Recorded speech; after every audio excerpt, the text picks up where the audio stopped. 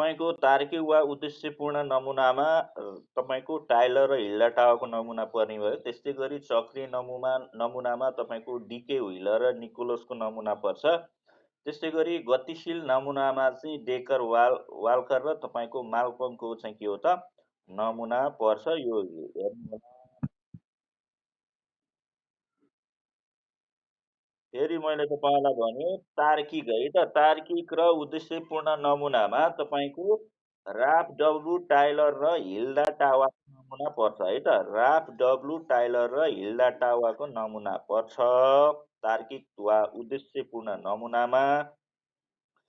त्यस्तै गरी तपाईँको चक्रीय नमुनामा कसको नमुना पर्छ भने डिके व्हिलर र निकोलसको नमुना पर्छ।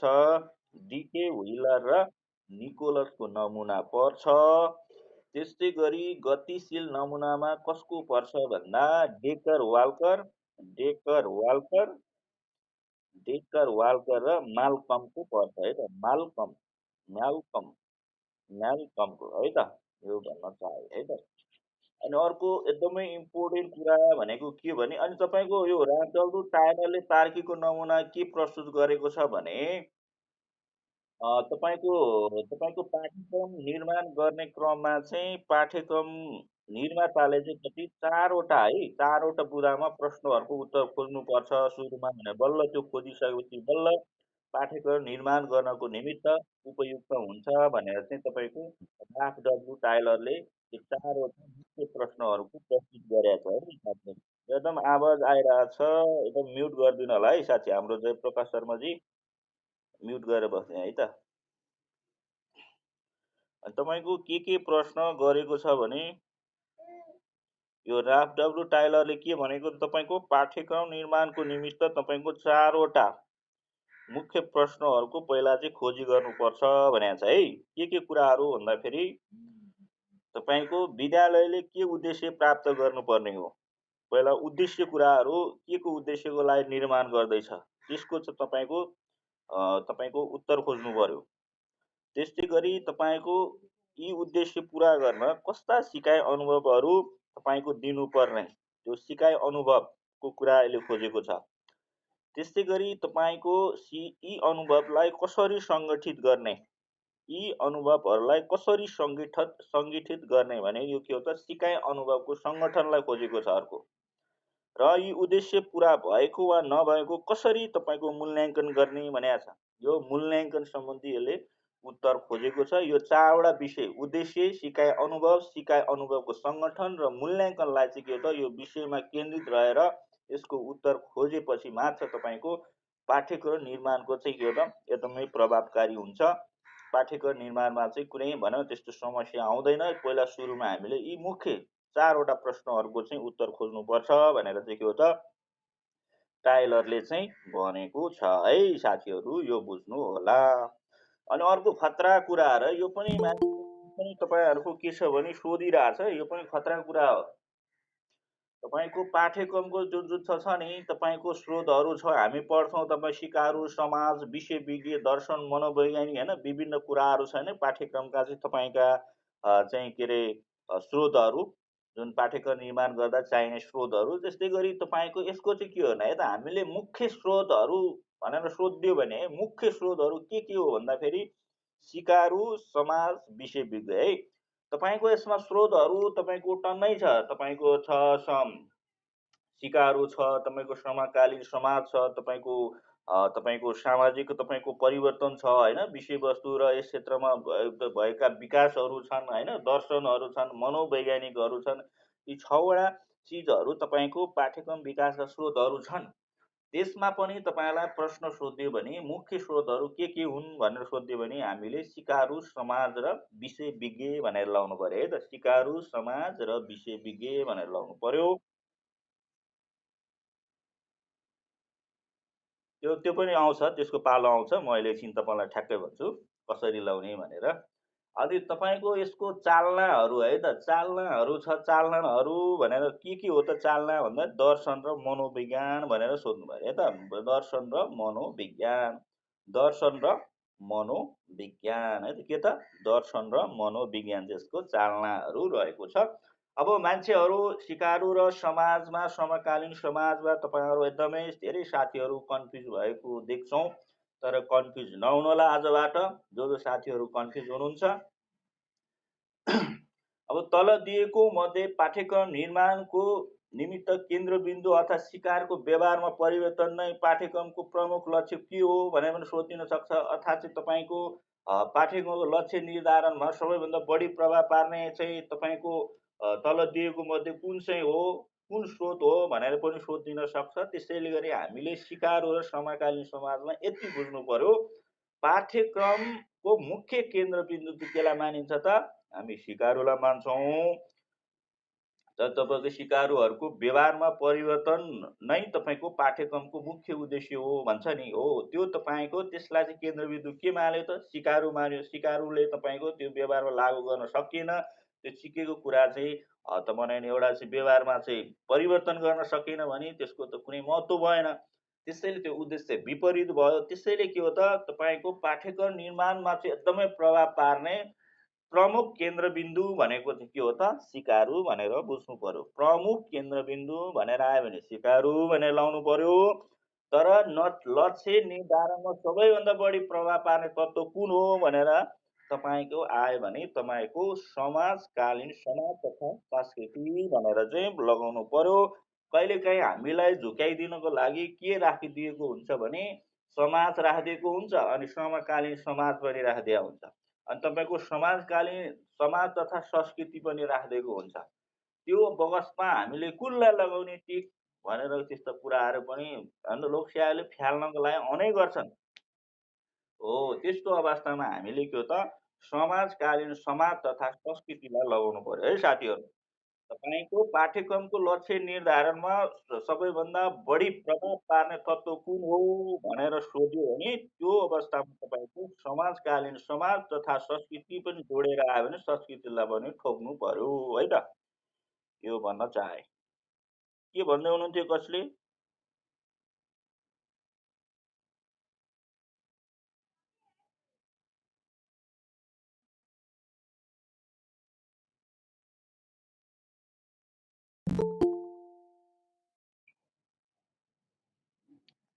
मैले भनेन र, तपाईँको पाठ्यक्रमको प्रमुख केन्द्रबिन्दु तलको दिएमध्ये कुन हो भनेर सोधिन्छ। त्यतिखेर हामीले सिकारु लाउनु पर्यो। तर तपाईँको अर्को के पाठमा सोधिन्छ भने पाठ्यक्रमको लक्ष्य निर्धारणमा तपाईँको सबैभन्दा बढी प्रभाव पार्ने तत्त्व कुन हो भन्यो भने त्यतिखेर हामीले समाजकालीन समाज लगाउनु पर्यो। तर कहिलेकाहीँ कसरी सोधिन्छ भने झुक्क्याउनको लागि समाज राखिदिया हुन्छ एउटा अप्सनमा, अर्को अप्सनमा समाजकालीन समाज राखिदिया हुन्छ, अनि अर्को अप्सनमा फेरि समाजकालीन समाज तथा संस्कृति राखिदिया हुन्छ, अर्को अप्सनमा तपाईँको समाजकालीन समाज तथा त के अरे समाजकालीन समाज समुदाय संस्कृति भने विभिन्न थरीले राख्दै हुन्छ। त्यस्तो बखतमा तपाईँको समाजकालीन समाज तथा संस्कृति आयो भने त्यसैलाई लगाउनु भनेको है मैले। बुझ्नुभएको? तर त्यसरी संस्कृति भनेर त जोडेर नङ्गला आयो भने त्यसैलाई लगाउनु अलिकति उपयुक्त त्यो हुन्छ। तर तपाईँको आएन सिधै समाजकालीन समाज आयो भने समाजकालीन समाजमा लगाउनु। अब समाजकालीन समाज पनि छैन, समाजकालीन समाज संस्कृति पनि छैन, सिधै समाज दिएको छ भने समाज लगाउनु है त। बेस्ट एन्सर हामीले सिलेक्सन गर्नु पर्यो भन्नु खोजेँ है त। बुझ्नुभयो कि नै? यो कुरा गरेँ मैले है त। यही तपाईँलाई हिजो छोटो यो दिन पाएँ थिएँ, त्यही तपाईँहरूलाई भनेको है त मैले। यो तपाईँहरूले बुझ्नु भइहाल्यो। चालनाहरू भनेपछि तपाईँ चालनाहरू के हो भनेपछि तपाईँको दर्शन र मनोविज्ञान लगाउनु पर्यो। प्रमुख स्रोत के हो तलको दिएमा प्रमुख स्रोत कुन, पाठ्यक्रम तपाईँको स्रोतहरू तपाईँको तल दिएको मध्ये कुन चाहिँ प्रमुख स्रोतहरू हुन् भनेर सोधिन सक्छ। सिकारु दियो एउटा अप्सनमा, एउटा तपाईँको अप्सनमा सिकारु र समाज दियो, अर्को अप्सनमा सिकारु समाज र विषय विज्ञ दियो, अर्को तपाईँको अप्सनमा सिकारु समाज विषय विज्ञ र दर्शन र मनोवैज्ञानिक भनेर दियो। त्यतिखेर दर्शन पनि पर्छ, मनोविज्ञान पनि सबै पर्छ नि भनेर हामीले 5 वटामा लगाउने होइन। मुख्य स्रोत भनेर प्रश्न गरेको छ भने मुख्य स्रोतले मुख्यलाई मात्रै जनाउँछ, सबैलाई जनाउँदैन साथीहरू। जहाँ पनि त्यो ख्याल गर्नु होला।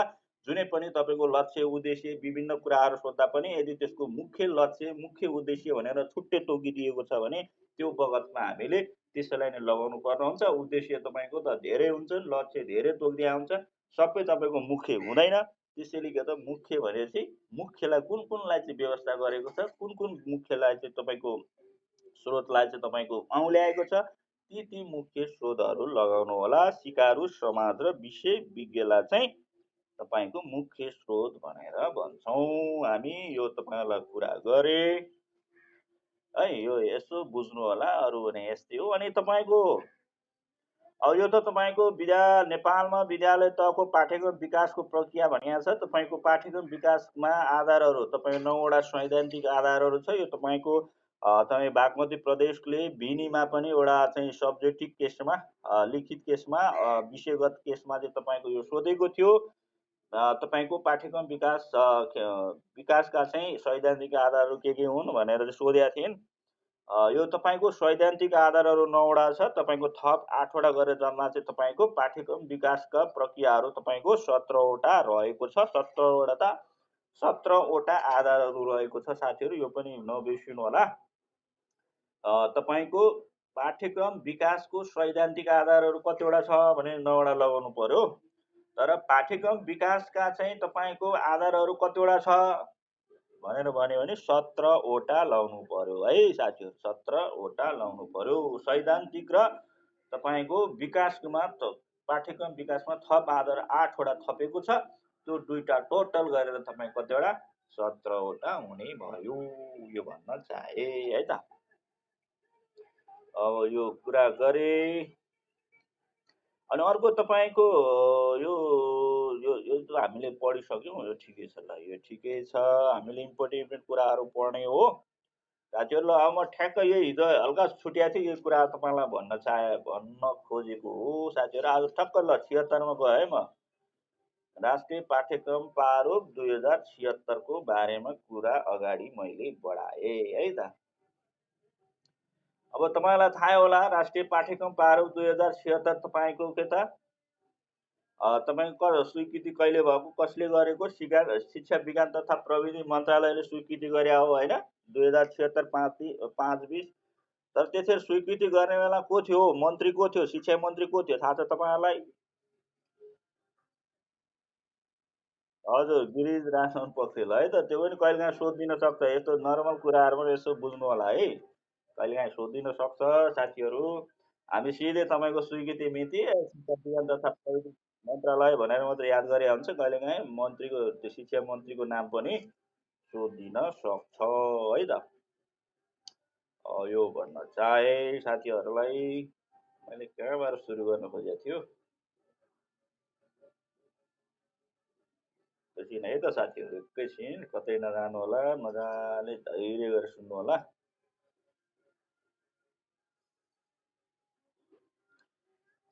अनि तपाईँको यस्तो छ, यो पाठ्यक्रम ढाँचा तपाईँको संरचना है, तपाईँको कसले गरेको थियो? यो स्वीकृति कसले गरेको थियो तपाईँलाई थाहा छ?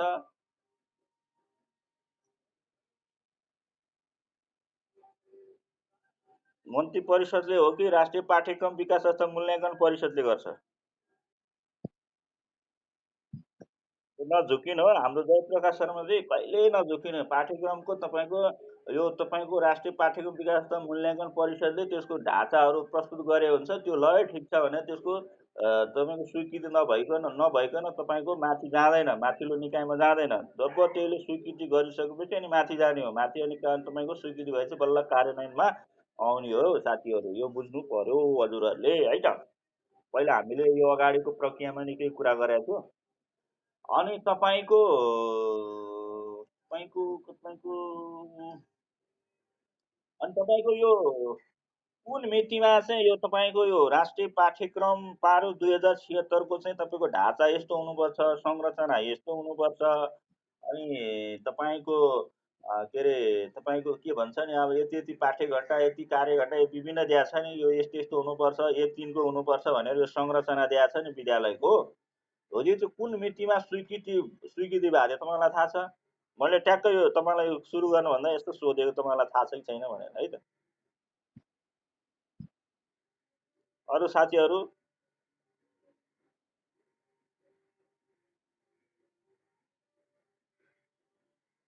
थाहा छ तपाईँहरू कसैलाई?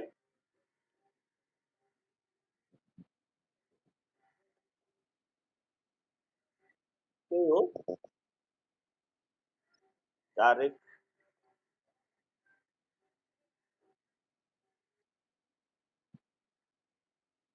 मैले भन्नु खोजेको तपाईँको यो राष्ट्रिय पाठ्यक्रम पारो 2076 को जति पनि विद्यालय शिक्षाको जुन परिमार्जित जुन संरचनाहरू छ नि,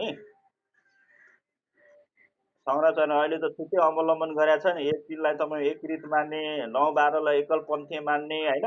यसले त अनि तपाईँको सिप क्षेत्रहरू छुट्या छ होइन। तपाईँको आदर सिपको लागि 384, त्यस्तै विषयगत सिपको लागि 100 जम्मा चाहिँ 576 के हुने भनेको छ नि। हो हजुर हजुर 5 है त 5 जब तपाईँको राष्ट्रिय पाठ्यक्रम विकास संस्था मूल्याङ्कन परिषदले स्वीकृति गरिसकेको हो त्यसैलाई नै हामी मान्छौँ है। त्यही मितिलाई हामी मान्छौँ संरचना। बल्ल त्यो संरचना ऊ भइसकेपछि ल ठिक छ भनेर माथि जान्छ। अनि तपाईँको अनि तपाईँ नेपाल सरकारले चाहिँ तपाईँको भनौँ न एउटा चाहिँ नेपाल सरकारबाट मान्यता प्राप्त अरू निकाय कुनैले स्वीकृति गरिसक्यो बल्ल चाहिँ के हो त कार्यान्वयनमा आउने है त पाठ्यक्रमहरू। यो भन्न चाहे 2018 2018 हजुर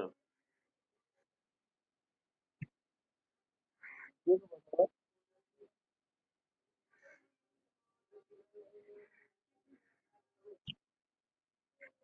त्यो 2018 मलाई थाहा भएन है। अब 2018 के को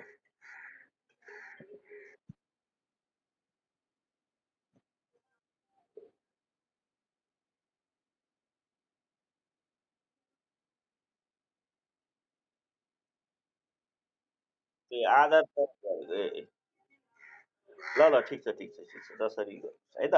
ल मैले सुरु गर्न चाहेँ है त। कसरी सुरु गर्ने कताबाट सुरु धेरै छ गाजाङ मुजुङ। राष्ट्रिय पाठ्यक्रम पारो 2076। अब तपाईँको राष्ट्रिय पाठ्यक्रम प्रारूप 2076 तपाईँको अब भनिसक्यो। तपाईँको यसको संरचना यताउता सबै चाहिँ तपाईँको 2075 भाद्र 2 को मितिले स्वीकृति गरेको छ। र तपाईँको स्वीकृति भइसकेपछि तपाईँको शिक्षा विज्ञान तथा प्रविधि मन्त्रालयले तपाईँको 2076 5/20 स्वीकृति गरी तपाईँको यो विद्यालयको के हो त पाठ्यक्रम के अरे पाठ्यक्रम पारो 2076 चाहिँ के हो त कार्यान्वयनमा आएको छ साथीहरू। त्यो यति बुझ्नु होला। र चाहिँ तपाईँको यसको सरसर्ती कुरा गर्दाखेरि तपाईँको के छ भने यसमा पनि यो परिक्षेत्र अनुसूचीहरू पनि छुट्याइदिएको छ है। परिक्षेत्र 6वटा अनुसूची तपाईँको 5वटा छुट्याइदिएको छ। अनि तपाईँको यो 5-20 भइहाल्यो। अनि तपाईँको यसको अर्को पनि मिति रहेछ। यो राष्ट्रिय पाठ्यक्रम विकास संस्था मूल्याङ्कन परिषदको बैठकले तपाईँको राष्ट्रिय पाठ्यक्रम प्रारूपलाई अन्तिम रूप दिने स्वीकृति पनि लाई चाहिँ के हो त एउटा नेपाल सरकारलाई सिफारिस चाहिँ कहिले गरेको रहेछ भने तपाईँको 2076 भाद्र 19 गते सिफारिस गरेको रहेछ राष्ट्रिय पाठ्यक्रम विकास तथा मूल्याङ्कन परिषदले। त्यो सिफारिस गरे बखत तपाईँको अनि शिक्षा विज्ञान तथा प्रविधि मन्त्रालयले 2076 5/20 चाहिँ स्वीकृति गर्ने निर्णयबाट चाहिँ स्वीकृति भएको रहेछ है त यो राष्ट्रिय पाठ्यक्रम 2076। अब यो बुझ्नु पर्यो। किन साथीहरू भर्खर जोडिनु भएको छ कोही साथीहरू किन होला यति ढिलो। यो भने अब ठ्याक्क यसको विषयमा अरू कुरा गर्छौँ नै। अब ठ्याक्क यसको चाहिँ विद्यालयको तपाईँको अब के छ त अब यसको तपाईँको तपाईँको भनौँ न यसको विद्यालयको अब संरचनाहरू कस्तो ल्याएको छ के छ भन्ने बारेमा टक्क कुरा गर्नु गएको थियो त।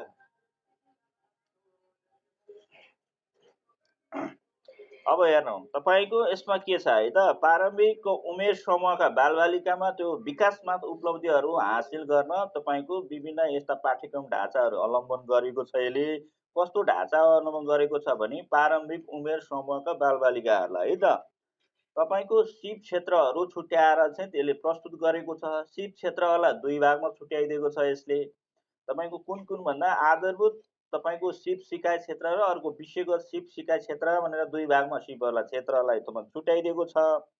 त्यो सिपका क्षेत्रहरूलाई पनि त्यो कुन कुन सिपहरू कुन कुन विषयहरू त्यसमा चाहिँ हाल्ने त कुन कुन सिपहरू त्यो तपाईँको भित्र राख्ने त भन्ने बारेमा त्यसलाई पनि छुट्याएर राखिदिएको छ। जस्तै आधारभूत सिप सिकाइ क्षेत्रभित्र पनि कुन कुन सिपहरू चाहिँ समावेश गर्ने त भन्दाखेरि तपाईँको कतिवटा त 6वटा सिपहरू प्रस्तुत गरेको छ।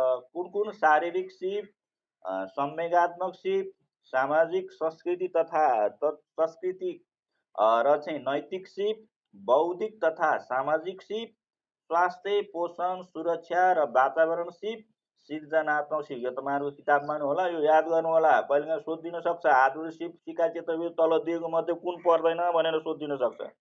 हो, त्यतिखेर तपाईँहरूले यो कसरी सूत्र हुन्छ कि के बनाएर हुन्छ, तपाईँ यो याद गर्नु होला, सोधिदिन सक्छ। अनि अर्को तपाईँको विषयगत सिप सिकाइ क्षेत्रभित्र तपाईँको 5वटा सिपहरू समावेश गरेका छ। के सिपहरू समावेश गरेको छ भने भाषिक सिप, पूर्व गणितीय सिप छ, दृश्यकला, कार्यतरिका र सृजनशीलता, र अर्को वरपरको वातावरण र सामाजिक सिप गरेर 5वटा चाहिँ चाहिँ यहाँ समावेश गरेको छ साथी है। यो भन्न चाहे। अनि तपाईँको के छ भने आधारभूत सिकाइ क्षेत्रको लागि वार्षिक तपाईँको 384 घण्टा छुट्याएको छ भने विषयगत सिप सिकाइ क्षेत्रलाई तपाईँको 192 घण्टा छुट्याएको छ। जम्मा दुईटै सिपलाई गरेर टोटल गरेर तपाईँको 576 घण्टा छुट्याएको छ। यसमा नझुकिनु होला। सङ्घमा तपाईँको ऊ सोधे जस्तो तपाईँको के अरे सङ्घ के सोधेको थियो, सङ्घीयमा कति संसद हुन्छ, कति यस्तै के सोधेको थियो नि सङ्घमा। तपाईँको सबै साथीहरूले त्यो प्रतिनिधि सभामा कति सदस्य हुन्छ त्यही तपाईँको 275 कतिजना त्यही ठोकिरहेको थियो। त्यस्तो नहोला, कहिलेकाहीँ यसरी सोधिदिन सक्छ। आधारभूत सिप सिकाइ क्षेत्र तपाईँको 384, तपाईँको विषयगत सिप सिकाइ क्षेत्र तपाईँको 192, दुईटा गरेर टोटल कति 576 वार्षिक कार्यघण्टा हुने व्यवस्था छ। र चाहिँ तपाईँको मनोरञ्जनात्मक है त उपयुक्त तपाईँको तोकियो मनोरञ्जन क्रियाकलाप भयो, बाहिरी खेल भयो, आराम गर्ने समय भयो, कम्तीमा तपाईँको दैनिक है 1 घण्टाको दरले वर्षभरि तपाईँको 256 घण्टा वार्षिक समय थप हुनेछ भनेर चाहिँ यसले प्रस्तुत गरेको छ है साथीहरू। वार्षिक कति त 1 घण्टाको दरले के अरे वार्षिक दैनिक 1 घण्टाको दरले तपाईँको वर्षभरि कति त 256 घण्टा चाहिँ कसको लागि त मनोरञ्जन क्रियाकलाप बाहिर खेल आराम गर्ने समयको निमित्त छुट्याएको छ है त यसले। अनि तपाईँको के छ भने यहाँ तपाईँको आधारभूत शिक्षालाई तपाईँको एउटा चाहिँ भनौँ एउटा 3 तहमा चाहिँ एउटा सिपको एउटा सक्षमताको आधारमा 3 तहमा चाहिँ बाँडिएको छ। तपाईँको आधारभूत तह 1/8लाई त मान्ने नै भयो। तपाईँको यसमा एकदमै ऊ छ है साथीहरू, एकदमै ऊ छ। मान्छेहरूले कतिले यसको संरचना 9/4 पनि भन्छन्, कसैले 8/4 भन्छन्, कोहीले 1+8+4 पनि भनेका छन्। तर यसको एकदमै एकुरेट मैले जाने बुझे अनुसार चाहिँ तपाईँको यसको 8/4 नै बुझ्नु होला तपाईँहरूले, किनभने पूर्व प्राथमिक शिक्षालाई तपाईँको संरचनाभित्र गाभेको छैन। बल्ल के मात्र भनेको छ भने तपाईँको पूर्व प्राथमिक शिक्षा चाहिँ दिनुपर्छ भनेर मात्र यो तपाईँको राष्ट्रिय शिक्षा राष्ट्रिय पाठ्यक्रम पाल 2076ले भनेको छ, तर संरचनाभित्र गाभेको छैन। त्यसैले के हो त यसको संरचना भयो नि के हो त 1/8लाई आधारभूत तह मानेको छ, अनि तपाईँको माध्यमिक तहलाई 9/12लाई मानेको छ। त्यसैले के हो त 8/4 नै लगाउनु पर्ने हुन्छ साथीहरू, यो भन्न चाहे। अनि तपाईँको आधारभूत तह तपाईँको आधारभूत शिक्षा 1/8लाई मान्यो यसले। आधारभूत शिक्षालाई 1/8 मानिसकेपछि त्यसलाई पनि तपाईँको एउटा चाहिँ त्यसलाई पनि भित्र चाहिँ के गरेको छ त विभाजन गरेको छ साथीहरू है। 1/3लाई तपाईँको 1/3 भनेर एउटा कस्तो तपाईँको के त आधारभूत शिक्षा 1/3, त्यस्तै आधारभूत शिक्षा 4/5 होइन, त्यस्तै गरी आधारभूत शिक्षा तपाईँको 6/8 गरेर त्यसरी चाहिँ तपाईँको प्रस्तुत गरेको छ साथीहरू, यो भन्न चाहे। त्यस्तै गरी तपाईँको 9/12लाई तपाईँको माध्यमिक शिक्षा भनेको छ, त्यसलाई पनि 2 भागमा चाहिँ तपाईँको यो सिकाइ सक्षमताको स्तरको आधारमा 2 भागमा विभाजन गरेको छ। तपाईँको 9-10लाई तह 4, त्यस्तै गरी 11-12 माध्यमिक शिक्षा 11-12लाई तह 5। टक्क भन्दाखेरि तपाईँको अब कक्षा तपाईँको प्रारम्भिक बाल विकासलाई यसमा समावेश गरेको छैन, यो दिनुपर्छ मात्रै भनेको छ। मैले ठ्याक्कै फेरि दोहोऱ्याएँ। आधारभूत तपाईँको शिक्षा तपाईँको 1देखि 8सम्म भनेको छ, आधारभूत शिक्षा 1देखि 8सम्म भनेको छ। फेरि नबुझिदिनु होला, फेरि पूर्व प्राथमिक शिक्षादेखि कक्षा 8सम्म दिने शिक्षालाई आधारभूत शिक्षा भनेर नबुझ्नु होला। फेरि राष्ट्रिय पाठ्यक्रम पारो 2076ले यो 1देखि 8लाई मात्रै आधारभूत शिक्षा भनेको छ नि। फेरि तपाईँको शिक्षा ऐनले यस्तो गरेको छ, 8औं संशोधनले भन्यो त्यतै जानु होला, फेरि गलत होला। त्यसैले गर्दा यो राष्ट्रिय पाठ्यक्रम प्रारूप 2076ले तपाईँको आधारभूत शिक्षा भनेको कक्षा 1 देखि 8लाई नै भनेको छ, जुन चाहिँ तपाईँको राष्ट्रिय पाठ्यक्रम राष्ट्रिय पाठ्यक्रम ढाँचा 2063 र तपाईँको विद्यालय क्षेत्र सुधार योजनाले जसरी अवलम्बन गरेको छ आधारभूत शिक्षालाई, त्यही प्रक्रियालाई चाहिँ के हो त यसले राष्ट्रिय शिक्षा राष्ट्रिय पाठ्यक्रम प्रारूप 2076ले चाहिँ के त अँगालेको छ साथीहरू, त्यसरी बुझ्नु होला तपाईँको। अनि 1-3लाई तपाईँको सिकाइ सक्षमताको स्तर तपाईँको एक मानेको छ तपाईँको, अनि 4-5लाई त 2 मानेको छ, 6-8लाई 3 मानेको छ, 9-10लाई 4 मानेको छ, 11-12लाई 5 मानेको छ। माध्यमिकमा तपाईँको सिकाइ सक्षमता स्तरलाई कति तहमा बाँडेको छ भनेर सोधिन सक्छ। आधारभूत तहमा तपाईँको शिक्षा सक्षमता स्तरको रूपमा चाहिँ कति तहमा बाँडेको छ भनेर पनि सोधिन सक्छ। कहिलेकाहीँ उमेरसम्म पनि सोधिएको छ। त्यसैले तपाईँहरूले उमेरसम्म कुरा गर्दाखेरि तपाईँको 5 देखि क्यालकुलेसन गर्नु होला। 5 देखि 1-3मा यसरी 5 देखि टक्क 5 देखि 12 तपाईँको आधारभूत शिक्षा भयो, 13 देखि 16 तपाईँको माध्यमिक शिक्षा भयो। यसरी चाहिँ तपाईँको यो गरेको छ। तर तपाईँको माध्यमिक तहको यो अहिले म कुरा गर्छु ठ्याक्क। अब चाहिँ यो कुरा गरिसकेपछि अब हामीले कहाँ जाउँ भने ठ्याक्कसँगले अब चाहिँ यसको पाठ्यक्रममा जाउँ होइन त। कति के कसरी छुट्याएछ, कुन विषयहरू हालेको छ होइन, कसरी हालेको छ विषयमा चाहिँ कुरा गरौँ। अब तपाईँको आधारभूत शिक्षा 1-3को कुरा गर्दाखेरि, आधारभूत शिक्षा 1-3को कुरा गर्दाखेरि तपाईँको यसमा है त तपाईँको नेपाली, अङ्ग्रेजी, तपाईँको गणित, अनि तपाईँको के त विज्ञान, स्वास्थ्य, शारीरिक शिक्षा, त्यस्तै सामाजिक अध्ययन र मातृभाषिक शिक्षा, स्थानीय विषयवस्तु क्रियाकलाप गरेर 6वटा विषय यसले हालेको छ। तर तपाईँको नेपाली भने के हो त भाषिक सिप विकास सम्बन्धी क्रियाकलाप भनेर बुझ्नु पर्यो। अङ्ग्रेजी भनेपछि भाषिक सिप विकास सम्बन्धी क्रियाकलाप भनेर बुझ्नु पर्यो। यहाँनिर विभिन्न एनत्यान गर्ने ठुलै चाहिँ हासिल गर्ने कुरो होइन कि एउटा भाषिक सिप सम्बन्धी मात्रै विकासको मात्रै यसलाई जोड दिएको छ साथीहरू। कहिलेकाहीँ सोधिन सक्छ आधारभूत शिक्षा कक्षा 1-3को नेपाली विषयमा केमा जोड दिएको छ भनेर पनि सोधिन सक्छ। त्यसैले के हो त हामीले यसमा चाहिँ तपाईँको भाषिक सिप सम्बन्धी विकास सम्बन्धी मात्रै क्रियाकलापमा जोड दिएको छ र तपाईँको त्यही भन्न चाहे तपाईँहरूलाई। अनि तपाईँ के छ भने यहाँ ठक्क तपाईँले के याद गर्नु पर्यो भने सबैमा तपाईँको 4-4 छ, तर तपाईँको यसमा केमा जोड दिएको छ भने नेपाली भाषा नेपाली भाषाको तपाईँको भाषिक सिप विकास सम्बन्धी नेपाली विषयमा तपाईँको बढी राखिदिएको छ र 5 राखिदिएको छ तपाईँको भने तपाईँको मातृभाषिक सिप स्थानीय विषयवस्तु सम्बन्धी पनि के हो त 5 राखिदियो। कुनमा तपाईँको पाठ्यघण्टा बढी राखिदिएको छ भने नेपाली र तपाईँको स्थानीय विषयसँग सम्बन्धित विषयवस्तुमा चाहिँ बढी राखिदिएको छ साथीहरू। 5-5 अरू सबैमा कति 4-4वटा 4-4 पाठ्यघण्टा तोकिदिएको छ र जम्मा तपाईँको के हो त प्रत्येक घण्टालाई तपाईँको 32ले इन्टु गर्नुहोस्। त्यसको तपाईँको के आउँछ त वार्षिक कार्यघण्टा आउँछ। वार्षमा कति घण्टा चाहिँ कार्य गर्नुपर्ने, कति घण्टा पढाउनु पर्ने, सञ्चालन गर्नुपर्ने भन्ने कुरा चाहिँ प्रत्येकलाई 32ले चाहिँ गुणा गर्नुहोस्। 32ले गुणा गरेपछि ठ्याक्क यता आउँछ तपाईँको वार्षिक कार्यघण्टा र जम्मा यसको वार्षिक कार्यघण्टा चाहिँ 832 भनेर चाहिँ भनेको छ है त। यो बुझ्नु पर्यो हामीले। 1 घण्टा बराबर कति त 32 घण्टा चाहिँ हामीले समय अवधिलाई बुझ्नु पर्यो है त। यसरी गर्न सक्नुहुन्छ। अब 4-5को कुरा गर्दा है त आधारभूत शिक्षा 4-5को कुरा गर्दा तपाईँको के छ भने तपाईँको 4-5को कुरा गर्दा फेरि यसमा तपाईँको 7वटा विषयलाई समावेश गरेको छ। अर्को तपाईँको 1-3मा 6वटा, यसमा 7वटा विषयलाई समावेश गरेको छ।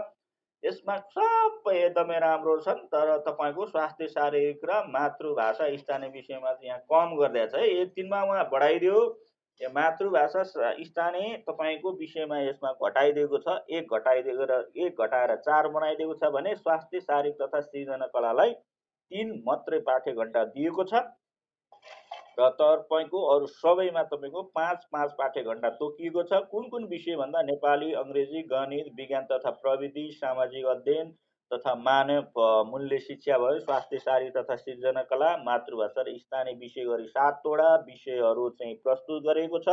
सबै विषयमा बराबर छ, तर बिल्कुल स्वास्थ्य, शारीरिक र सृजना कलालाई 3 पाठ्यघण्टा दिएको छ भने मातृभाषा र स्थानीय विषयलाई 4 दिएको छ। सबै कुरा तपाईँले हेर्नु पर्यो। जुन अलिकति फरक छ अरूभन्दा त्यसलाई मात्रै हामीले अलिकति फोकस गरेर चाहिँ याद गर्नुपर्ने हुन्छ। अनि तपाईँको वार्षिक घण्टा तपाईँ निकाल्न सकिहाल्नुहुन्छ। तपाईँको नेपाली विषयको वार्षिक घण्टा कति पढाइ हुन्छ निकालिसक्नुहुन्छ। तपाईँको पाठ्य घण्टा 5 छ, 5 इन्टु 32 गरिदिनु, जति आउँछ त्यही तपाईँको वार्षिक कार्य घण्टा भयो। अनि 4 5 मा तपाईँको वार्षिक कार्य घण्टा कति त 1024 रहन्छ। 1024 एक 3 मा 832।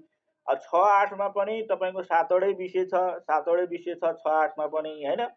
6 8 मा 7 वटै विषय छ। यसमा नि सबैको त्यही छ सबै, तर त्यही तपाईँको जे छ माथि 4 5 मा सेम त्यसको यही नै हो। त्यहाँ पनि स्वास्थ्य शारीरिक तथा सिजन कला 3 नै थियो। 6 8 मा नि तपाईँको स्वास्थ्य शारीरिक तथा शारीरिक शिक्षामा तपाईँको यसमा नि 3 नै छ। माथि मातृभाषामा 4 थियो, यसमा पनि 4 छ। सेम छैन तपाईँको यसको नि वार्षिक पाठ्य घण्टा तपाईँको 32 अनि वार्षिक कार्य घण्टा तपाईँको 1024 नै रहेको छ है त। यो बुझ्नु पर्यो तपाईँहरूले। अब तपाईँको के छ भने माध्यमिक शिक्षाको कुरा गरौँ है त। माध्यमिक शिक्षामा तपाईँको 9 12 लाई हामी माध्यमिक शिक्षा भनेर चाहिँ राष्ट्रिय पाठ्यक्रम पारो 2076 ले बनेको छ। अब 9 12 मा तपाईँको 9 10 र 11 12 मा अलिकति फरक मात्रै छ साथीहरू। अब तपाईँको 9 10 मा के छ भने तपाईँको यसमा 7 वटा विषय है त। तपाईँको 6 8 मा नि 7 वटा, 4 5 मा पनि 7 वटा, 9 10 मा पनि 7 वटा, तर तपाईँको 1 3 मा 6 वटा विषय छ। अब 9 10 मा के छ भने तपाईँको यसमा नेपाली, अङ्ग्रेजी, गणित, विज्ञान तथा प्रविधि, सामाजिक अध्ययन, ऐच्छिक प्रथम र ऐच्छिक द्वितीय गरेर तपाईँको 7 वटा विषय लिन पाउने व्यवस्था छ। यसमा लिनुपर्ने छ। तपाईँको यसमा केही छैन। तपाईँको के छ भने तपाईँको कुन कुनमा भने नेपाली, अङ्ग्रेजी, गणित र विज्ञान तथा प्रविधि। हेर्नु यो चारवटा लगभग जहाँ पनि अनिवार्य जस्तै विषय हुन्छन् हैन। यी विषयहरूमा चाहिँ 5 5 दिएको छ। तर तपाईँको सामाजिक अध्ययन, ऐच्छिक प्रथम र ऐच्छिक द्वितीयमा सबैमा 4 4 पाठ्य घण्टा दिएको छ। यसको पनि तपाईँको टोटल तपाईँको 32 पाठ्य घण्टा हुने भयो र वार्षिक कार्य घण्टा 1024 नै रहने व्यवस्था छ। र तपाईँको माध्यमिक शिक्षा 11 12 को हकमा चाहिँ अलिकति फरक छ साथीहरू। अब चाहिँ अहिलेको पाठ्यक्रम त मैले टक्कै हेरेको छैन। अहिलेको पाठ्यक्रममा तपाईँको सामाजिक अध्ययन र गणितलाई चाहिँ तपाईँको अनिवार्य गरेको तपाईँहरूलाई मिति थाहै होला हैन। सामाजिक अध्ययन र गणितमा चाहिँ 11 मा चाहिँ यो भनौँ न अनिवार्य गरेको विषय कहिले गर्यो भन्ने कुरा तपाईँहरूलाई थाहै होला। त्यो भनिराख्नु पर्ने जस्तो लाग्दैन। तैपनि जो साथीहरूलाई थाहा छैन भने तपाईँको 2077 साल माघ 15 गते चाहिँ के त सामाजिक अध्ययन र गणितलाई पनि के हो त अनिवार्य गरेको छ साथीहरू। यो बुझ्नु होला है त। अब यसमा के छ फरक भन्दा फेरि तपाईँको जुन तपाईँको के छ भने यसमा फरक तपाईँको सामाजिक अध्ययन तपाईँको 11 मा पढाइ हुन्छ, तर तपाईँको फेरि कक्षा 12 मा पढाइ हुँदैन। अब तपाईँको कक्षा 11 मा जीवन उपयोगी शिक्षा पढाइ हुन्छ, तपाईँको कक्षा 12 मा पढाइ हुँदैन, के अरे पढाइ हुन्छ है त। जीवन उपयोगी शिक्षा तपाईँको कक्षा 11 मा पढाइ नहुने भयो, तपाईँको कक्षा 12 मा फेरि पढाइ हुने भयो। तर तपाईँको सामाजिक अध्ययन कक्षा 11 मा पढाइ हुने भयो, तर कक्षा 12 मा पढाइ नहुने भयो। यो सामाजिक अध्ययन र जीवन उपयोगी सिप तपाईँको याद गर्नुपर्ने हुन्छ। जीवन उपयोगी सिप भनेको अब अन्तमै आउने हो हैन। अलिकति जीवनमा काम लाग्ने त्यस्ता सिपहरू भनेको हामीले जे जस्तो भयो नि अलि अन्तमै पढ्छौँ नि। त्यही कारणले अन्त भनेको विद्यालय शिक्षाको अन्त भनेको कक्षा 12 हो। त्यसैले कक्षा 12 हामीले जीवन उपयोगी सिप पढ्नुपर्ने रहेछ भनेर बुझ्नु पर्यो। सामाजिक अध्ययन भनेको हामी सुरुदेखि नै हामी सामाजिक अध्ययन सम्बन्धित हामीले त ज्ञान लिनुपर्छ। समाजमा बसिसकेपछि समाजमा कसरी बाँच्ने, कसरी समाज अनुसार चल्ने भन्ने कुरा सबै कुरा त थाहा पाउनुपर्छ। त्यसैले के हो त सामाजिक अध्ययन अगाडि नै हुन्छ। त्यसैले के हो त 11 देखि चाहिँ 11 मा चाहिँ सामाजिक अध्ययन पढाइ हुन्छ भने कक्षा 12 मा पढाइ हुँदैन भनेर यसरी विभिन्न कम्पेयर गरेर तपाईँहरूले हेर्नुपर्ने हुन्छ। यसमा तपाईँको पाठ्य घण्टाको कुरा गर्दा तपाईँको नेपाली र अङ्ग्रेजी मात्रै याद गर्नुहोस्। अरू सबै तपाईँको 5 5 रहेको छ। नेपालीमा तपाईँको 3 अङ्क राखिदिएको, 3 पाठ्य घण्टा राखिदिएको छ। अङ्ग्रेजीमा 4 पाठ्य घण्टा राखिदिएको छ है त। नेपालीमा 3, अङ्ग्रेजीमा 4 पाठ्य घण्टा राखिदिएको छ। अरूमा सबै छ। यसको जम्मा तपाईँको 27 तपाईँको पाठ्यघण्टा र 864 कार्यघण्टा हुन्छ वार्षिक। तर तपाईँको थप ऐच्छिक है त, हामीले यसमा थप गर्ने पनि व्यवस्था छ। थप ऐच्छिकमा तपाईँको पाठ्यघण्टा 5 बराबर तपाईँको वार्षिक कार्यघण्टा 160 थप्ने पाउने व्यवस्था छ। सबै टोटल गरेर लास्टमा त्यही हो भने जस्तो 32 र 1024 घण्टा नै पढाइ हुने व्यवस्था छ है साथीहरू। यो भन्न चाहे साथीहरूलाई। यो तपाईँको कक्षा 11-12 चाहिँ हल्का टेढो छ हो, यसबाट चाहिँ बरु प्रश्न सोध्न सक्छ। यसलाई अलिकति तपाईँहरूले टेढै पारेर पढ्नु होला है त भन्न चाहे। अब यो भइहाल्यो। तर तपाईँको यो प्राविधिक तथा तपाईँको व्यवसाय शिक्षा है त, तपाईँको कक्षा 9-10 मा है त, कक्षा 9-10 मा चाहिँ तपाईँको के छ भने तपाईँको कतिवटा 9वटा विषय पढाइ हुन्छ। 9वटा विषय के भन्दा नेपाली, अङ्ग्रेजी, गणित, विज्ञान, सामाजिक अध्ययन होइन। अब विधागत विषय प्रथम, द्वितीय, तृतीय, चतुर्थ भनेर प्रस्तुत गरेको छ। अनि यसमा तपाईँहरूले के याद गर्नु पर्यो भने सबैमा तपाईँको 4 छ। तर तपाईँको कुनमा 4 विषयमा 4 छैन है त। कुन विषयमा 4 छैन भन्दा अब नेपालीलाई 3 दिया छ। त्यसै गरी तपाईँको नेपाली, गणित, विज्ञान र सामाजिक अध्ययन भनेर याद गर्नुभयो है त। नेपाली, गणित, विज्ञान, सामाजिक अध्ययनमा 3 पाठ्य तपाईँको घण्टा दिया छ भने अरू सबैमा 4 घण्टा दिया छ। यसको नि तपाईँको टोटल 32 घण्टा अनि कार्यघण्टा तपाईँको वार्षिक कार्यघण्टा नै 1024 नै रहेको छ। तपाईँको अर्को के छ भने अनि यसमा चाहिँ है त तपाईँको के छ भने यसमा चाहिँ जस्तो यो तपाईँको के त यसमा चाहिँ तपाईँको 50% कार्यघण्टा तपाईँको सैद्धान्तिक हुनु पर्यो। 50% कार्यघण्टा प्रयोगात्मक, व्यवहारिक र कार्यथल अभ्यास आधारित हुनुपर्ने तपाईँको केमा छ त यो प्राविधिक धारमा प्राविधिक तथा व्यावसायिक धारमा चाहिँ यो कुराहरू व्यवस्था गरेको छ। सैद्धान्तिक मूल्याङ्कन तपाईँको 50% हुनु पर्यो भने 50% तपाईँको कार्यघण्टामा प्रयोग तपाईँको होइन प्रयोगात्मक, व्यावहारिक यस्ता विभिन्न कुरामा चाहिँ अझ थलोमा चाहिँ अभ्यास आधारित 50% रहनु पर्ने व्यवस्था यसले गरेको छ है साथीहरू। यो बुझ्नु पर्यो। अब तपाईँको के छ भने अर्को तपाईँको के छ भने यो पनि तपाईँको 11-12 मा कुरा गर्दा यही प्राविधिक धारको 11-12 मा कुरा गर्दा तपाईँको यसमा पनि कतिवटा 9वटा विषय दिया छ। तर यसमा के छ भने अङ्ग्रेजी र नेपाली र सामाजिक अध्ययन भनेको छ कि नेपालीमै नेपाली, सामाजिक अध्ययन, अङ्ग्रेजी। तपाईँको नेपाली र सामाजिक अध्ययनलाई एकै ठाउँमा राखिदिया छ। तपाईँको नेपाली कि लिनु पर्यो कि सामाजिक अध्ययन, अब कुनै लिँदा पनि अब त्यसमा स्ल्यास अरे त्यो दुईटामा एउटा कुनै लिन सक्यो हामीले। अङ्ग्रेजी तपाईँको कुन भन्दा नेपाली र अङ्ग्रेजीलाई अङ्ग्रेजीलाई 4 पाठ्यघण्टा, नेपालीलाई 3 दिया छ। यो अलिकति टेढो टाइपको रहेछ। यो कुनैमा 3 छ, कुनैमा 4 छ। अनि यो विधागत विषय तपाईँको नेपालीमा 3 भनेर बुझ्नु पर्यो। अनि प्राङ्गिक तपाईँको यो प्राङ्गिक विषय प्रथम, प्राङ्गिक विषय द्वितीय, तृतीयसम्म है त। प्रथमदेखि तृतीयसम्म तपाईँको 3 पाठ्यघर दिएर छ। अरू सबैमा 4 पाठ्यघरको भनेर चाहिँ बुझ्नु पर्यो है त। प्राङ्गिक विषय प्रथम, द्वितीय, तृतीयमा, विधागत विषयहरू सम्पूर्णमा द्वितीय, तृतीय, चतुर्थ सबैमा तपाईँको फेरि 4 दिएको छ साथीहरू। यसरी तपाईँ याद गर्नु। यसको तपाईँको 32 तपाईँको पाठ्यघण्टा, वार्षिक कार्यघण्टा 1024 नै रहेको छ साथीहरू। एकदमै यहाँ पानी पर्ला जस्तो एकदम कालो मैलो भइरहेको अवस्था छ साथीहरू। अब आज पनि यो एकदमै यसले धोका देला जस्तो साथीहरू। अब यस्तो ठिकै छ। यो भन्न चाहे तपाईँहरूलाई।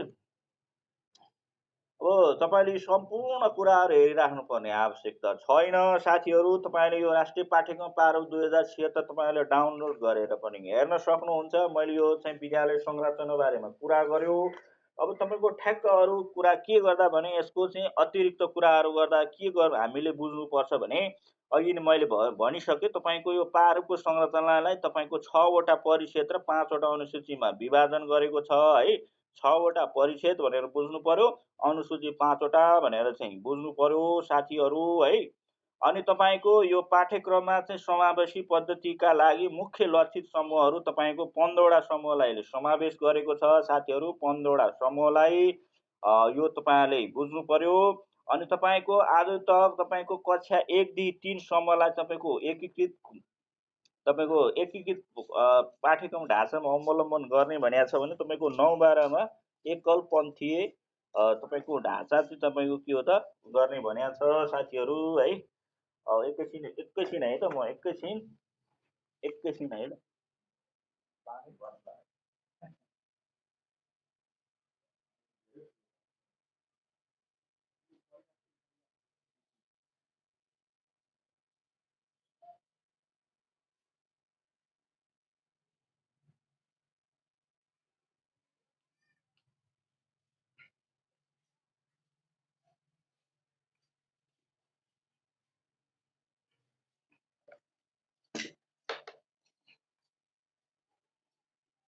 ल साथीहरू, अब यहाँ चाहिँ एकदमै ठुलो पानी पर्ने अवस्था भइरहेछ। त्यसले गर्दा पनि हो है, कालो मैलो यताउता हाम्रो कृष्ण ठाकुरजी जोडिनु भएको छैन, उहाँलाई थाहा होला, उहाँ पनि कलयाकै हुनुहुँदो रहेछ। म पनि यी तपाईँको यी कलयाको नजिकै नजिकै हो। त्यसले गर्दा हो साथीहरू। ल जति तपाईँको यस्तो छ है, अब हामी जति पढ्छौँ यो अलिकति नेटले समस्या गर्न सक्छ, किनभने हुरी बतास यताउता आइरहेको अवस्था छ। ल मैले तपाईँको अनि यो ठ्याक्क मैले 1-3 को चाहिँ तपाईँको एकीकृत पाठ्यक्रम ढाँचा अवलम्बन गर्ने भनेको छ होइन। तपाईँको 9-12 को चाहिँ एकलपन्थी पाठ्यक्रम स्थापित गर्ने नीति अवलम्बन गर्नुपर्छ भनेर भनेको छ यसले है। त्यो बुझ्नु होला। अनि तपाईँको हजुर हजुर 1-3 लाई एकीकृत, 9-12 लाई तपाईँको एकलपन्थी पाठ्यक्रमको रूपमा चाहिँ प्रस्तुत गर्नुपर्छ भनेर एकलपन्थी 9-12, तपाईँको एकीकृत पाठ्यक्रम ढाँचा 1-3, त्यो बुझ्नु होला है। अनि तपाईँको अर्को के छ भने यसमा अनि यो कुरा है त तपाईँको यसो यस्तो छ है, कक्षा तपाईँको 1 देखि 7 के 1 देखि तपाईँको 1 देखि 7 र 9 है, 1 देखि 7 र 9 चाहिँ विद्यालय आफैले गर्ने भयो। 8को कक्षाको तपाईँको स्थानीय तहले गर्ने भयो। 10को तपाईँको 10को कसले गर्ने भयो, कसले गर्ने भनेको छ 11ले, के अरे 10को तपाईँको प्रदेशले, तपाईँको 11 तपाईँको कसले, 11 कसले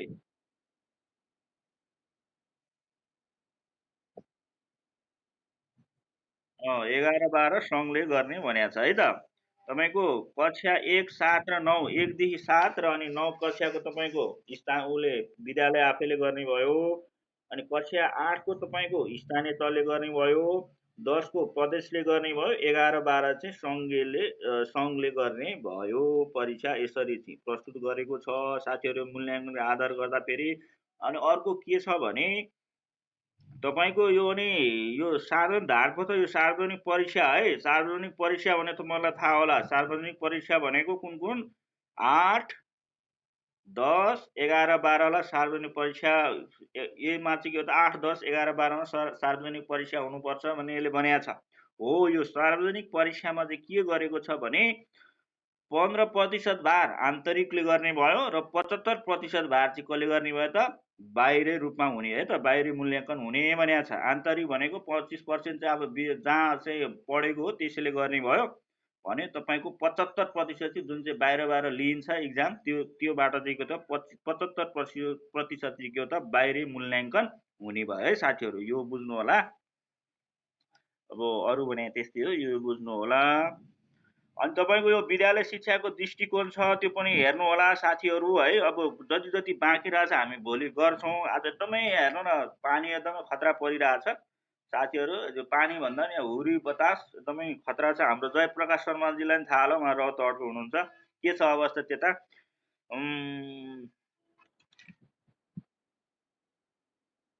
यहाँ चाहिँ तपाईँको डेन्जर एकदमै, यो नेट जतिखेर नि जान सकिन्छ है। अब नेट गयो भने ठिक, अब गयो भनेर यसो मन नदुखाउनु होला। अगाडि नै मैले तपाईँलाई जानकारी गराएँ है। यो भन्न चाहेँ मैले।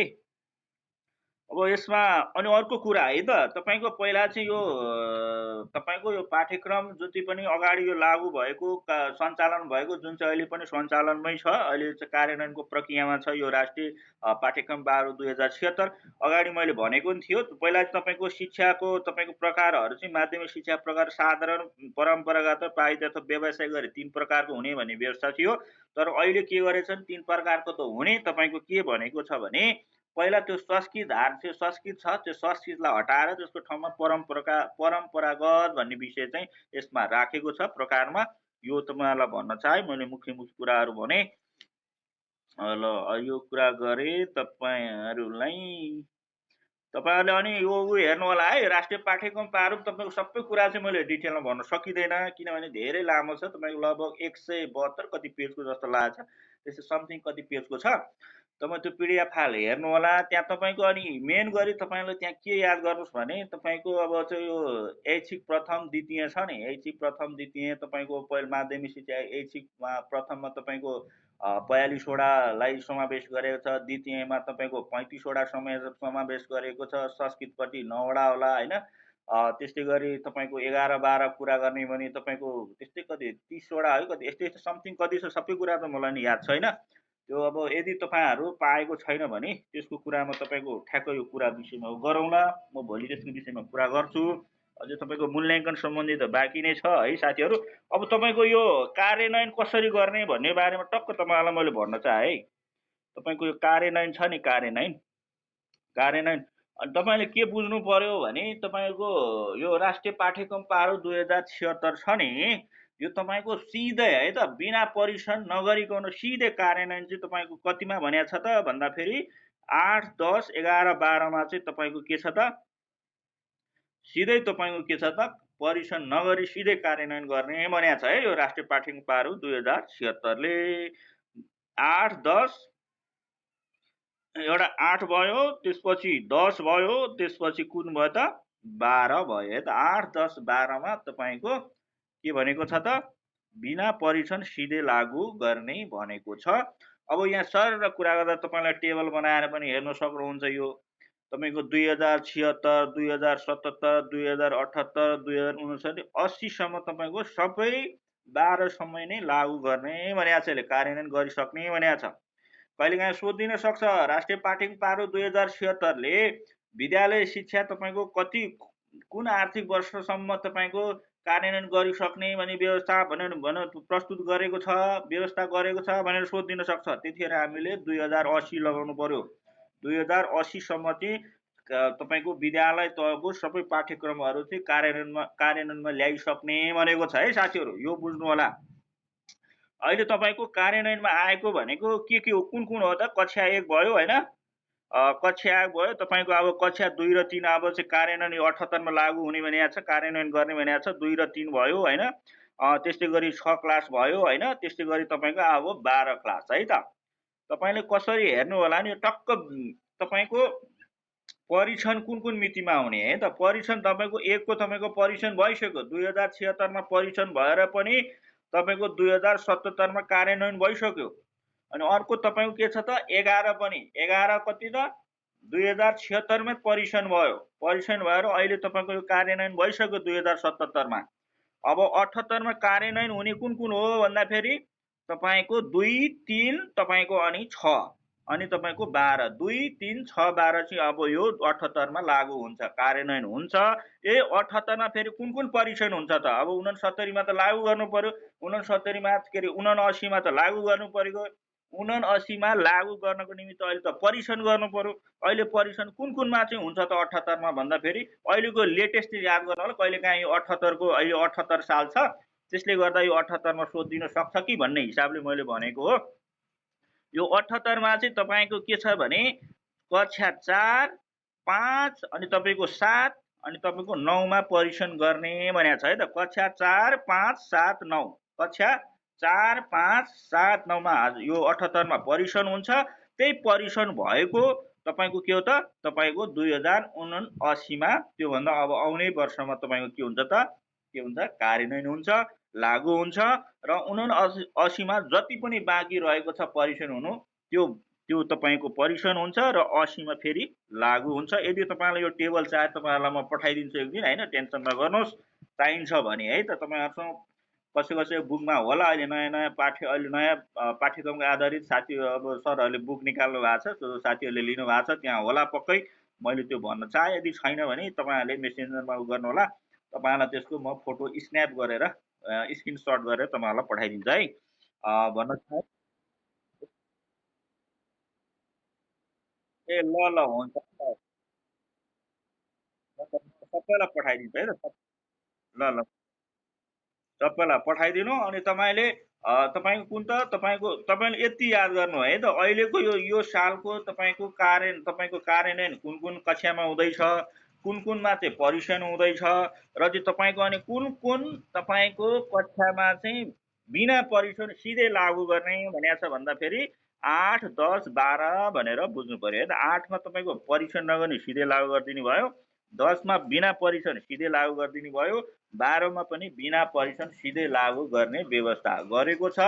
जुन तपाईँको सार्वजनिक रूपमा चाहिँ इक्जाम लिने भनेको थियो, त्यसमा तपाईँको 11 भाग सबैमा चाहिँ के हो त तपाईँको सिधै लागू गर्ने भयो साथीहरू। त्यसरी तपाईँहरूले बुझ्नु पर्ने हुन्छ। अरू त तपाईँहरूलाई थाहै छ। अब स्थानीय विषयको कुरा गर्दाखेरि तपाईँको सामाजिक, शारीरिक र सृजनात्मक कला, होइन, स्थानीय विषयले भनौँ न, स्थानीय तहले नै तपाईँको 20% चाहिँ स्थानीय तहबाट नै पाठ्य पुस्तकहरू, विभिन्न सामग्रीहरूको विकास गर्न सक्ने व्यवस्थापन गरेको छ।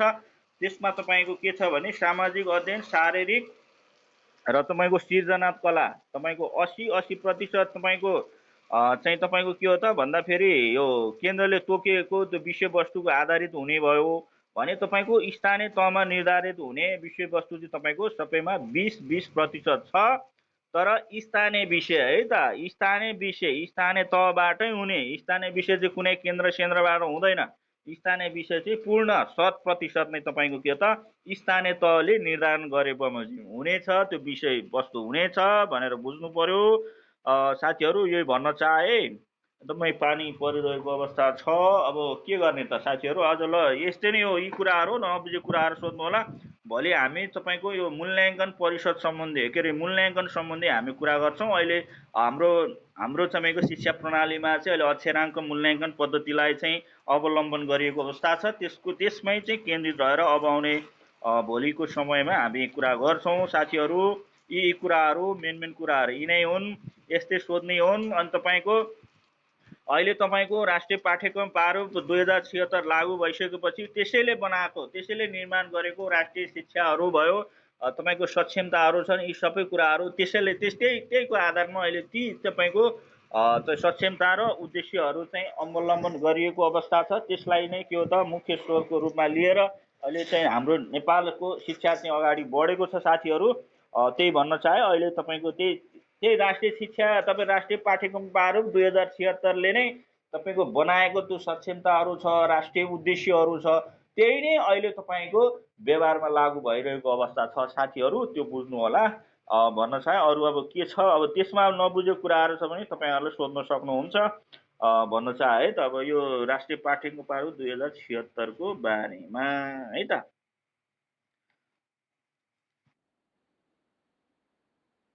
यो यो तपाईँको यो शिक्षा विज्ञान तथा मन्त्रालय गरेर कार्य आएको है सर। शिक्षा विज्ञान तथा प्रविधि मन्त्रालय है।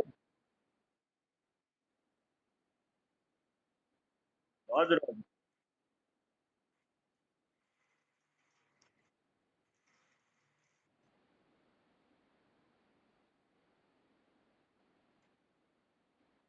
यस्तो छ है तपाईँको, यस्तो लागु गरेको तपाईँको अहिले 1 र 11 लागु भइसक्यो, कार्यान्वयनमा आइसक्यो। तपाईँको पाठ्यक्रम प्रकाशित गरेर निर्माण गरेर यता लागु भइसक्यो, पढाउनु नि सुरु भइसक्यो। अब यो 78 12 तपाईँको यो 2 3 अनि तपाईँको कति 2 3 भयो। अहिले यो कार्यान्वयनमा, अब यो 78 मा कार्यान्वयन हुन्छ। 2080 सम्म सबै सम्पूर्ण पाठ्यक्रमहरू, विद्यालय तहको सम्पूर्ण पाठ्यक्रमहरू लागू गर्न सक्ने भन्ने त्यो पनि ऊ छ व्यवस्था छ।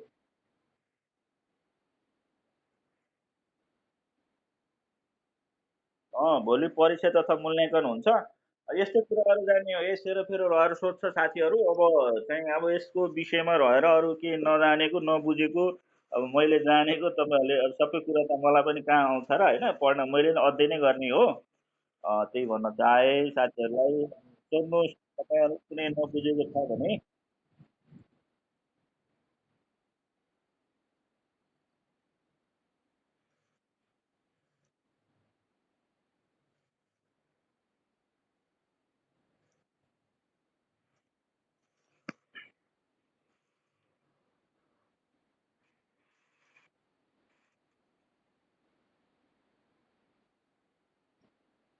हजुर, होइन अहिलेसम्म धोका त खाएको छैन। प्रश्न जति टाइमसम्म हुन्छ, अब 7-2 भएको छ भर्खर होइन। अब मैले चाहिँ आज यो मूल्याङ्कन सम्बन्धी पनि कुरा गरौँ कि भने ऊ त्यो अगाडि अलिकति बढाउँ कि भन्ने चाहिँ थियो। तर यहाँ पानी परेको छ, अब एकदमै डिस्टर्ब आइरहेको छ कि पानी आवाज तपाईँले सुन्नु भयो भने आवाज आइरहेको छैन। त्यही त यो छ। अब मजाले तयारी गर्नुहोस् है साथीहरू, मजाले तयारी गर्नुहोस्। अब अहिलेको अब माधव प्रसाद के रेग्मी सर चाहिँ हाम्रो लोकसेवा आयोगको संवैधानिक आयोगको नियुक्ति भइसकेपछि तपाईँको उहाँले चाहिँ पुरै चाहिँ पूर्व सूचित भनौँ न सूचना जारी गरेको छ। र मैले चाहिँ त्यो पत्रिका कहाँ पढे जस्तो लागेको छ न्युजमा। तपाईँको 100 दिनभित्र चाहिँ सबै कार्यक्रमहरू सञ्चालन गरिसक्ने भनेर भनेको छ।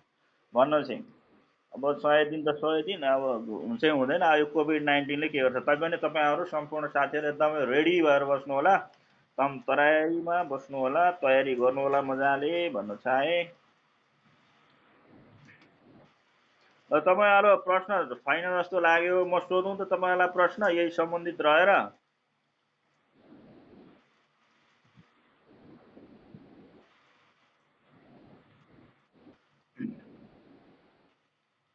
यो पाठ्यक्रमको हाम्रो मान्छे तोकेरै सोध्नु पर्ला जस्तो, फेरि भाग्ने होला साथीहरू।